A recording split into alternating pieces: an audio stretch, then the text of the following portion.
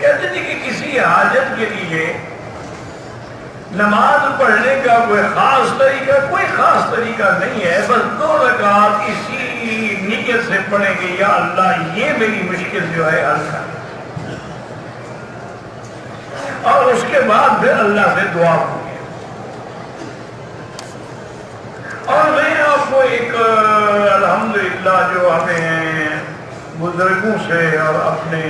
اساتذہ سے اللہ والوں سے ایک نعمت ملی ہے، میں وہ آپ کو بتلاتا ہوں، شاید اللہ آپ کو توفیق دے۔ یہ ایک ایسی نعمت ہے کہ اس کو کہتے ہیں اکسیر۔ حتیٰ کہ شاہ ولی اللہ محدث دہلوی رحمۃ اللہ علیہ نے اپنی کتابوں میں فرمایا ہے کہ جو آدمی اس عمل کو کرے اور پھر اس کو شبہ ہو کہ میرا کام نہیں ہوگا تو مسلمان ہی نہیں رہتا۔ اور وہ طریقہ کیا ہے کہ 4 رکعت نماز برائے حاجت کی نیت کریں۔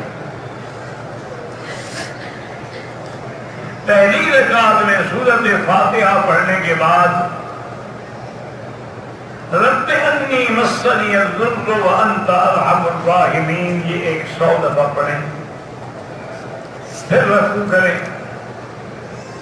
پھر جب دوسری رکعت میں کھڑے ہوں تو فاتحہ پڑھیں، پھر 100 دفعہ پڑھیں گے وہ فوض امری الی اللہ ان اللہ بصیر بالعباد۔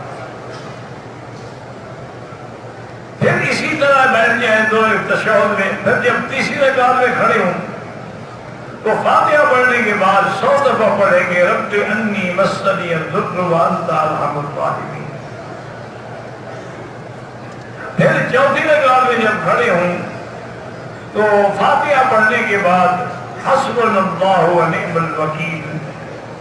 اگر پورا پڑھ لیں نعم المولا و نعم النصیر اچھی بات ہے، یہ بھی 100 دفعہ پڑھیں۔ پھر اس کے بعد جب نماز ختم ہو جائے تو پھر بعض علماء نے لکھا ہے کہ سجدے کی حالت میں پڑھے رب انی مغلوب فانتصر 100 دفعہ پڑھیں، اول آخر درود شریف پڑھیں۔ پھر اللہ سے اپنے اس کام کے لیے جس کے لیے تم نے یہ چیز پڑھی ہے وہ اللہ تعالیٰ سے مانگے، تو انشاءاللہ ایک رات میں زیادہ سے زیادہ 3 رات میں اس کا بڑے سے بڑا مشکل پہاڑ کیوں نہ ہو ٹل جائے۔ اس کی وجہ یہ ہے کہ شاہ ولی اللہ کوئی چھوٹا آدمی تو نہیں تھا نا،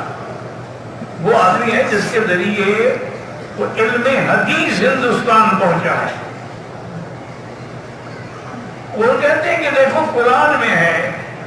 کہ جب آدمی حضرت ایوب نے دعا مانگی رب انی مسنی الضر وانت ارحم الراحمین تو اللہ فرماتے ہیں فاستجبنا لہ، ہم نے اس کی دعا سن لی۔ اسی طریقے سے حسبنا اللہ و نعم الوکیل جب صحابہ نے پڑھا تھا جنگ احد میں فانقلبوا بنعمت من اللہ و فضل، ان کی دعا بھی منظور ہو گئی۔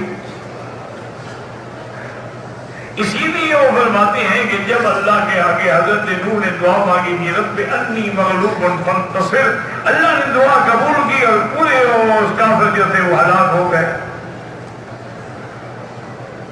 اسی طرح جب آدمی کہتا ہے کہ فوض امری الی اللہ، میں نے ہر چیز اللہ کے سپرد کر دی ہے، تو اللہ اس کی دعائیں، تو کہتے ہیں قرآن میں یہ آیات ایسی ہیں کہ جن کے بعد منظوری کا حکم بھی ساتھ موجود ہے،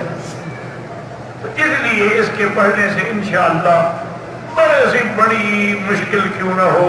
مصیبت کیوں نہ ہو، قید ہو، مشکلات ہوں، سب حل ہو جاتی ہے۔ شرط یہی ہے کہ کوشش یہ کریں کہ تہجد کے وقت پڑھیں، ورنہ عشاء کے بعد ساری رات میں کسی وقت بھی پڑھ سکتے ہیں۔ میری پل پل مدینے سے